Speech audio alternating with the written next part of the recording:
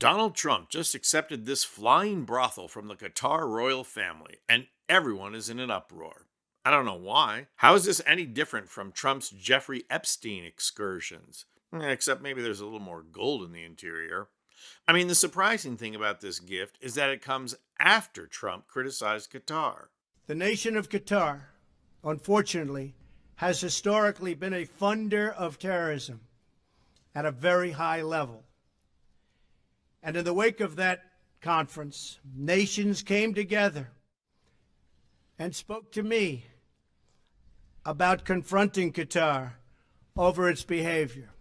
So, Qatar lavishes a $400 million gift on Trump in order to turn him from a critic into a fan.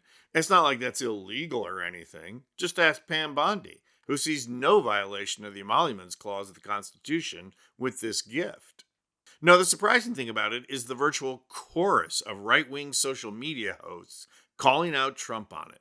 First was Laura Loomer, who texted, "How are we supposed to ever see the U.S. under the Trump administration designate the Muslim Brotherhood as a terrorist organization if the U.S. is now going to accept a $400 million jet from Qatar to fly the U.S. president and his staff around on?" Later she texted, "I love President Trump. I would take a bullet for him, but I have to call a spade a spade. We cannot accept a $400 million gift from jihadists in suits. The Qataris fund the same Iranian proxies in Hamas and Hezbollah who have murdered U.S. service members, the same proxies that have worked with the Mexican cartels to get jihadists across our border." Then came Ben Shapiro, who had this to say about Qatar's gift. It is a $400 million gift available for use by President Trump as new Air Force One until shortly before he leaves office, at which time, according to the deal, the plane doesn't stay with the United States government. It then moves to the Trump Presidential Library Foundation, taking sacks of goodies from people who support Hamas, the Muslim Brotherhood, Al Jazeera, all the rest. That's not America first. Like, please define America first in a way that says you should take sacks of cash from the Qatari royals who are behind Al Jazeera. It just isn't America first in any conceivable way. So back to the original question. Is this good for President Trump? Is it good for his agenda? Is it good for draining the swamp and getting things done? The answer is no, it isn't. It isn't. If you want President Trump to succeed, this kind of skeezy stuff needs to stop. Equally vocal was your average white guy peddling info outrage, Eric Erickson, who had this to say. This 747-800 from Qatar is not that it's an attempt to bribe the president. It's not that it's corrupt. Yes, it is. It's not that it's a violation of the Emoluments Clause. Yes, it is. I do not think the president of the United States of America should sit and fly on a plane purchased with the same money used to murder American citizens. And that's what Qatar does. So, okay, social media is a little, upset. Mainstream media, like Fox News, is hard at work selling it. That's why Jesse Waterboy for Trump had Rand Paul on to help smooth out the criticism. Whoops. And the Constitution in Article 2 talks about the president can't take emoluments or gifts from foreign leaders. And so there is a provision in the Constitution that says you can't do this.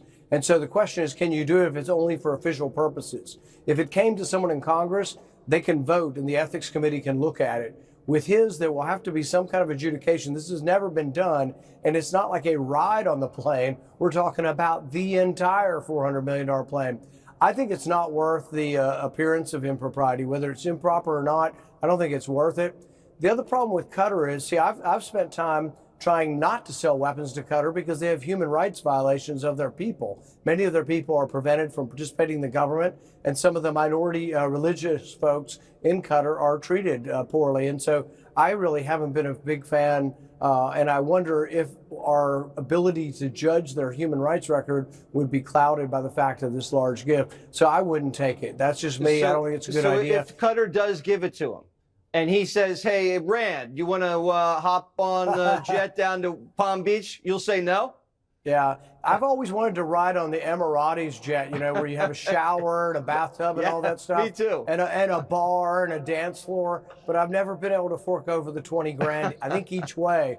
So I probably won't be riding on it. But no, I think it's a mistake. And it's just bringing up something he doesn't need. So nothing about this is surprising, including the fact of how easy it is to buy Trump off.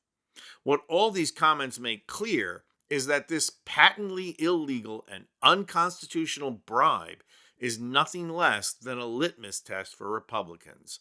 If they are going to whitewash this, they're going to accept anything and everything Trump does.